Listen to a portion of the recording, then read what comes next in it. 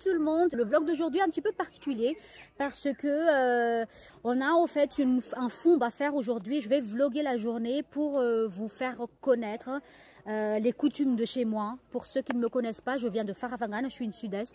Ma grand-mère est décédée en 2021 et elle n'a pas pu être enterrée dans le tombeau familial. Du coup, 3 ans après, on va la déplacer de là où elle est vers le tombeau familial. Donc, ne vous inquiétez pas, ça ne va pas être gore. Je ne vais rien montrer. C'est juste pour informer... voilà, vous faire connaître nos coutumes parce que moi-même, étant ici, j'apprends des choses. Déjà, première chose, au fait, la couleur de notre deuil, c'est pas le noir, c'est le blanc. Parce que moi, je suis partie de Tana, j'ai ramené cette robe noire, très grunge, très dramatique, style mercredi. Et hier, ma mère, elle me rappelle qu'en fait, quand on est en deuil, on fait quelque chose qui se rapporte à la mort et tout. Les gens se mettent en blanc, ils se mettent pas en noir. Donc, résultat, je me suis retrouvée à mettre cette robe de ma mère. Et aussi, on doit porter un pagne. C'est la coutume, je ne peux pas venir avec un pantalon ou une jupe, c'est pas possible. Voilà notre outfit of the day. Perso, je trouve que les Gages ont un rapport très intéressant avec la mort. Il y a beaucoup de coutumes autour de ce concept que je trouve super intéressant et aussi adorable des fois. Parce que par exemple, hier, étant donné qu'on va déplacer ma grand-mère aujourd'hui, la coutume veut au fait que la veille du déplacement du corps, on doit aller à son tombeau et lui dire à ma grand-mère qui est déjà décédée en 2021, donc genre en fait on est venu pour t'informer que demain on va venir te déplacer, donc on ne va nulle part. J'ai vraiment trouvé ça mais adorable. Et d'ailleurs, première anecdote d'aujourd'hui, on était allé voir ma grand-mère, du coup j'ai remarqué qu'il y avait une maison qui était en train d'être construite mais à 2 pas du tombeau familial. Donc je me dis, mais maman, est-ce que vous êtes encore en train de construire un autre tombeau familial? Mais elle me dit, c'est ton grand-père, le grand frère de ta grand-mère, qui est en train de construire une maison là pour y habiter. Grand-père a envie de construire une maison à 2 pas du tombeau familial, d'accord, qui se trouve à l'extérieur de la ville. D'accord, ok. Enfin, avec l'âge, je me dis, on peut être étourdi. Je me dis, peut-être au lieu d'ouvrir la porte de sa maison, il pourrait ouvrir la porte de l'autre maison. Je dis ça, je dis rien, mais j'étais perplexe. Peut-être que c'est l'âge, hein, peut-être que c'est avec l'âge, on est un peu plus à l'aise avec l'idée de la mort, cohabiter avec les morts qui étaient des êtres chers pour vous.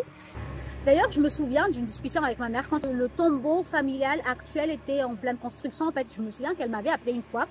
Et elle m'avait dit, voilà, tiens, je t'appelle pour te dire que tu dois telle somme pour ta participation pour la construction du tombeau familial. Et du coup, à ce moment-là, moi, je lui demande, mais maman, au nom de quoi est-ce que les vivants doivent se ruiner pour les morts? Je dis, mais tu comprends pas, on est de la même famille quand on est vivant, on habite dans la même maison. Et quand on est mort, bah écoute, on sera dans la même maison aussi. Donc moi, je lui rappelle, mais maman, on est des chrétiens. Quand on meurt, techniquement, selon notre croyance, on n'est pas dans le tombeau, on est au paradis. Et du coup, elle me regarde, elle me dit, tu ne crois pas sérieusement ça? Et je vous dis que ma mère, elle est à l'église tous les dimanches. Donc moi, c'est très particulier. Je trouve le rapport des Malgaches, malgré, je trouve qu'on est des chrétiens, hein, mais malgré ça, je trouve qu'on a je sais pas, une croyance ancestrale très ancrée, que j'ai envie d'explorer un petit peu dans ce petit vlog. Bon, maintenant il est 11h, la famille commence à venir petit à petit. Du coup, moi je vais y aller, saluer les gens.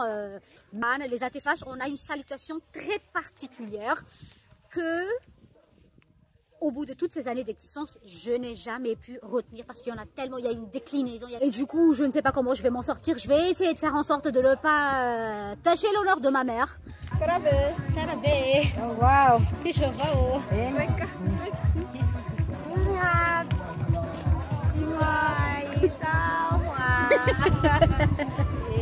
Du coup, selon les coutumes, en fait, la famille a consulté un astrologue et c'est l'astrologue qui a décidé que le tombeau sera ouvert à 13h. Du coup, là, il est midi Et on est ici avec toute la famille, on va attendre le 13h. Comment ça va se passer exactement? C'est que, étant donné que c'est ma grand-mère, c'est une femme, du coup ça va être les femmes qui vont devoir la recouvrir avec les tissus qu'on vient de ramener. Et la responsabilité tombe sur sa sœur, donc ma grand-mère qui est toujours en vie, et ma mère qui est l'aînée de tous ses enfants. Donc j'ai appris ça, je lui ai demandé l'autre fois, genre maman, mais comment tu vas faire? Comment tu vas faire pour regarder les squelettes de ta maman? Je pense qu'elle va être traumatisée. Mais en tout cas, en fait, dans la culture aussi, gars, c'est toujours comme ça. En fait, les responsabilités d'habitude tombent sur les aînés. Donc, tant que vous avez l'aîné qui est vivant, ça va, vous pouvez chiller. Et d'ailleurs, en parlant de ça, je viens d'entendre ma tante qui a du coup un enfant métis demander à sa fille, genre, ma chérie, est-ce que tu veux aller regarder les squelettes de mamie? Sur le coup, ça m'a fait un peu rire. Personnellement, je pense que je ne vais pas aller voir parce que moi j'ai trop peur d'être traumatisée à vie. Je vais juste regarder de loin, je pense. Je vais regarder, je vais voir comment ça va se passer. Il est 16h, on vient de tout finir. Je vous épargne les détails parce que c'est vraiment pas le but de cette vidéo. Petite remarque comme ça, je tiens à dire que au fait, nous les ATFH, on ne fait pas de femme à dire en fait, c'est vraiment un cas, on va dire, exceptionnel qui est arrivé. En tout cas, ce qui est sûr, j'en ai appris pas mal aujourd'hui, je ne suis pas encore prête. D'ailleurs, à un moment, quand ils ont ouvert voilà, le tombeau, il y a mon oncle qui a beaucoup insisté pour que j'y rentre, pour que j'apprenne. J'étais là, non, je ne veux pas. Et finalement, j'ai dû rentrer, mais bon. Enfin bref, donc voilà quoi, je pense que c'est ici que je vais terminer ce petit vlog. Je sais que beaucoup pourraient se demander pourquoi se donner autant de mal, comme la personne a déjà été proprement enterrée ailleurs de toute façon. Au fait, pour les gars en général, l'idée d'être ensemble dans la vie comme dans la mort est sacrée. Et il incombe au fait aux vivants de faire en sorte que ça soit le cas pour les personnes qui sont parties avant eux.